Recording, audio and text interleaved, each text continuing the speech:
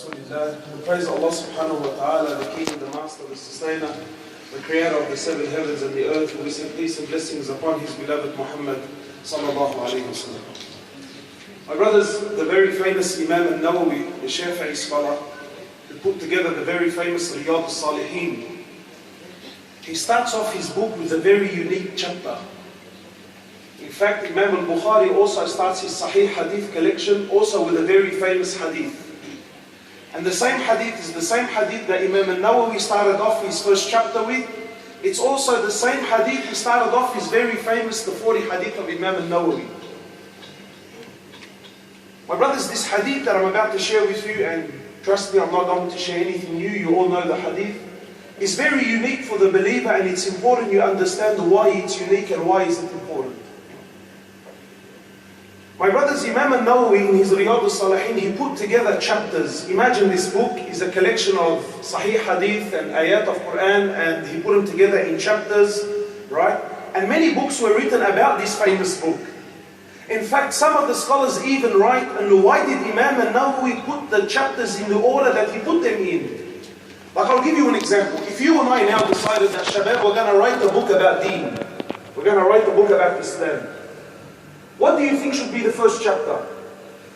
I'm sure most of us here, the majority of us will say, well, if we're going to speak about deen and Islam, start by speaking about Allah, speak about Tawheed, speak about Rasulullah sallallahu alayhi wa sallam, speak about Salah, Siyam, charity, Jihad, obviously something big.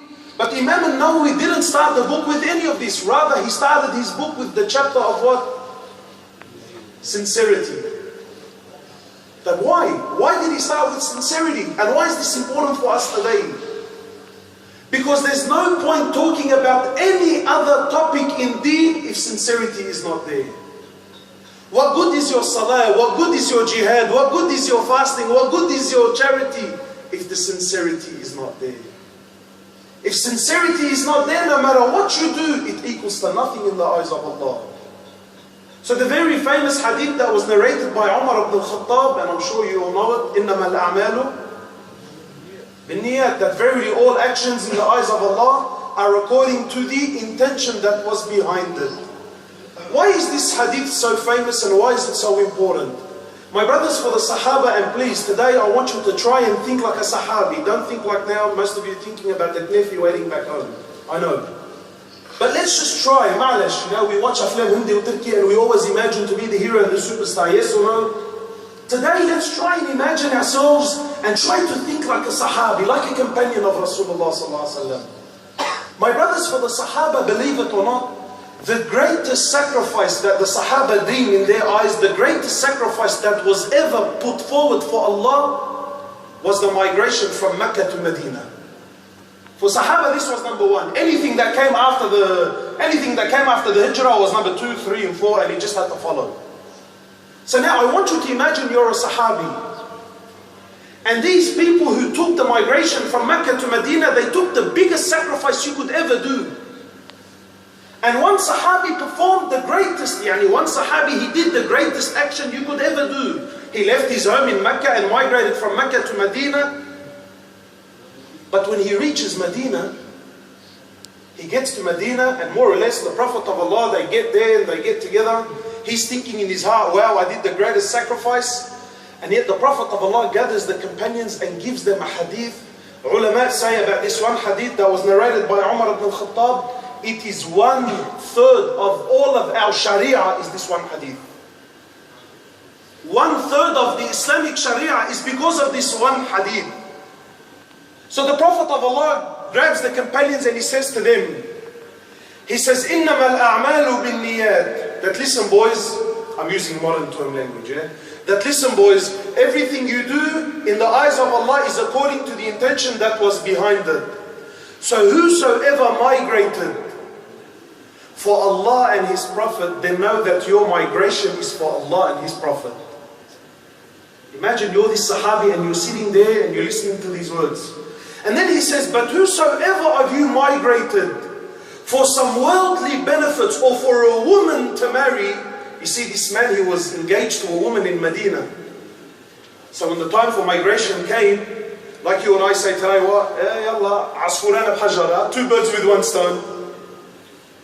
The man had a fiancée in Medina, and it happened to be that there was a migration, so it worked out well for him. He was going to Medina anyway, so he did the greatest action you could ever do, but his intention was not there. So the Prophet of Allah more or less is telling him, everything that you did equals to a big fat zero in the eyes of Allah. Not only was it a big fat zero, this is for me like the salt to the wound. Not only is there a big fat zero, but the Prophet of Allah came to know about it, mentioned it in front of the companions, and is now narrated in the most famous hadith that will be mentioned to the Day of Judgment. Imagine this man is thinking, my story will be mentioned to the Day of Judgment. What crime did I do? But Rasulullah is teaching the Ummah that don't get caught up with the action that you do. You should always monitor the action that is behind it. My brothers, wallahi, why is this important? And why am I giving this reminder in the month of Ramadan? Why? My brother, you can build 1,000 hospitals. You can build 1,000 hospitals and build 1,000 masajid and do 1,000 great things in the name of Allah. But you had an intention in your heart other than the pleasure of Allah. You're going to stand before Allah with the biggest shock of your life. Because my brothers, Allah subhanahu wa ta'ala is a jealous God. This word sometimes for us is, what do you mean he's jealous? And how can you speak about Allah like this? And Allah is a jealous God. And if Allah sees in your heart that there is something other than Him, it doesn't matter how good it is. It doesn't matter how people love it. If Allah sees that there's something in your heart other than Him, He walks away. Allah's not interested. So one of you might say, يا أخي, come on man, والله تخنت bro. كلام حدا ربي لي دان وربي لي شوية كرش بده يجي يفسر لي بالدين. Come on man, what do you mean? But I tell you, listen, let's try to live this example together, yeah? I want you to imagine now, any one of you now, after the salah, you go to the hulu shop now, you buy some trefe, you buy some roses, you buy some chocolates, you go to the house, بتظبط حالك, بتمشط لي الشعرات, بتحط شوية عطر, you fix the abaya up, you send it to the kids, you grab the kids, you send them to the neighbor, to back door, to the front, in the car, send them off to your parents, you just got rid of the kids. Halas, you're feeling romantic, you want to go home, you want to impress the missus. So you come to the door and you don't open the door, أجلك بيجي عطيري, boom, you knock it over and إجا فات Romeo. So you come in, you walk inside, you come to the missus, you turn on the candles, you put the boys to men on, you come to the missus and you sit next to her. قلبي روحي عيني انت يا قمر وانت يا ما بعرف شو خذ بقى قصص وحكايات. And then you look at your wife and you tell her, Wallahi I love you. Wallahi I love you with all my heart. Ya baya, ya baya, ya baya. And then imagine she turns around to you and she says to you, and Wallahi I love you too.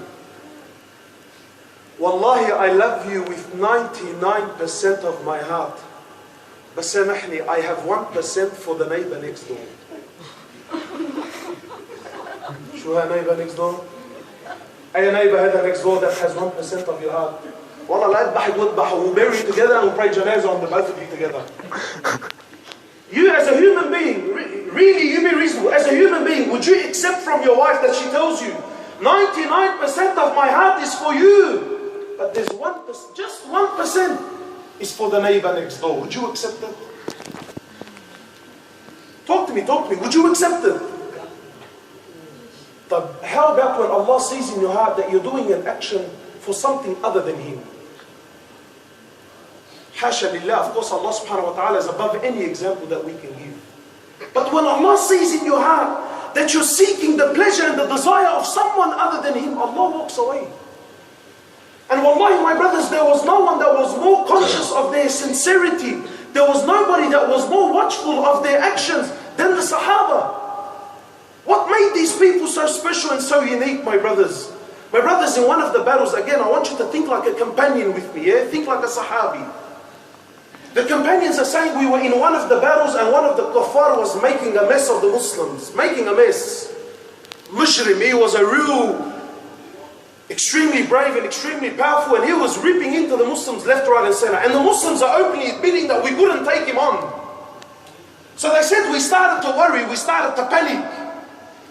And then they said we're there, we're waiting for something to happen, and of all people, guess who comes along? The famous Ali bin Abi Talib radiallahu ta'ala anhu. My brothers, if you don't know this man, you have no idea what you're missing out on. So Ali bin Abi Talib comes, the Muslims, Allahu Akbar, there's a celebration, finally the right man for the job. So Ali bin Abi Talib comes, he faces the man, and there's a fierce, an absolutely fierce fight between the two. They said after a long battle, he finally brings the man down to his knees. The Muslims jump for joy, finally we got the man. And then they said, amazingly, we're watching the battle, Ali bin Abi Talib brings the man to his knees, raises his sword, looking at the man, and just at that very moment, they said the man spat in the face of Ali bin Abi Talib. You know, my brothers, don't think now we're sitting in this little musalla, we're going to go home to our kids and family.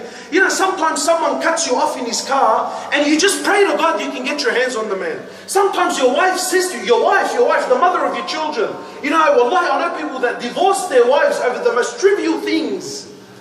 Imagine this is a man in the heat of the moment fighting for the sake of Allah. This man has just killed other Muslims. I bring him down to his knees, then he spits in my face.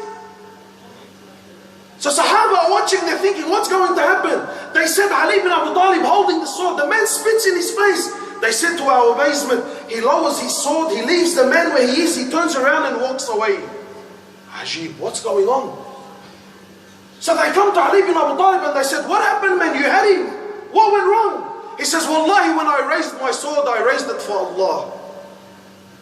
But when he spat in my face, something entered my heart, and I feared that if I brought my sword down, I wasn't bringing it down for Allah, I was bringing it down for my nafs. So I left him and I walked away. Why do you do what you do, my brother? Why? Do you fast because everyone else fasts? Do you come to Taraweeh simply because, well, that's what everyone else does? Or is there an intention behind it? Are you seeking Allah's pleasure, my brother? والله أعوذ بالله من كلمة أنا. Don't you love this one? أعوذ بالله من كلمة أنا. بس والله حجينا 3 مرات. شو يعني إذا حجيت 3 مرات يعني؟ وأنت مين عم بتسمع؟ Who are you telling that you've been to Hajj 3 times يعني? And really, who is so interested in how many times you've been to Hajj? And why are you boasting that you've been there 3 times? Sometimes, my brother, with a word you destroy 3 Hajj trips. That's 3 years of Hajj and over $30,000 in money going and coming back. You destroyed them with 1 word that came out of your mouth. You do what you do seeking the pleasure of Allah only, my brothers. Only. That's the only reason we do anything. Why? Because we're seeking Allah's pleasure. And you should be conscious of your heart all the time. One of the 7 that will be under the throne of Allah on a day when there is no shade except His shade is who? The Prophet of Allah, he says, the man whose left hand doesn't know what his right hand gave in charity. It was in secret. It was between him and Allah. So my brothers, I'm going to wrap up. Why is this important? Always renew your intention. And before you do any action in deen, ask yourself, why am I doing this? One of the scholars, he says, whenever someone used to knock my door, imagine, the scholar says, whenever someone would knock my door, from the time I got up to the time I went to open it, I would have made 70 different intentions in my heart. And Allah rewards you according to what? Intention. Allah doesn't reward you according to action. That's from His mercy and from His rahmah. So always renew your intention, my brothers. Sometimes you could do a very small action, but if you couple it with a large intention, then it's become beautified. And the opposite is true. You could do the greatest action, but the very small intention or nothing altogether, it becomes 0 in the eyes of Allah. So please, my brothers, always renew your intention and always be conscious about this. Now, two things before I end. Shaitan has already come to you like a sheikh, a mufti with a big amama, and he said to you, did you hear what the brother said? إِنَّمَا الْأَعْمَالُ بِالنِّيَّاتِ. You've been doing this great action for a long time. Now you notice there's a problem with your intention. So what does he advise you with? Leave the action. No, the scholars say no. The scholars say if you're doing a good action with a corrupted intention, keep doing the action and work on the intention. And the last thing, my brothers, is whenever you come to do something, beautify it with intentions. I'm sure many of you here, you pay rent. I pay rent. Every week when you come to pay your landlord, Before you come to pay, renew your intention. Say, Allah, I give you this in charity. Ya Allah, this is to stay away from haram. Ya Allah, this is to stay away from riba. Then every dollar that you give has become what? Become sadaqah. You're filling up petrol in the car, you say, Ya Allah, I'm intending all of this fuel, I'm going to spend it in your sake, taking my children to school and going to the masjid. Then every single liter that goes into your tank, you get rewarded for. You come to go to sleep, before you go to sleep, you do your adhkar, you make your wudu, and you make niyyah, Ya Allah, I'm going to sleep so that I can wake up in the morning and worship you. Every minute that you're sleeping, Allah subhanahu wa ta'ala rewards you for, and I'm sure you catch my drift. May Allah subhanahu wa ta'ala reward you. Subhanakallahumma bihamdik. Ashhadu an la ilaha illa ant. Nastaghfiruka wa natubu ilayk.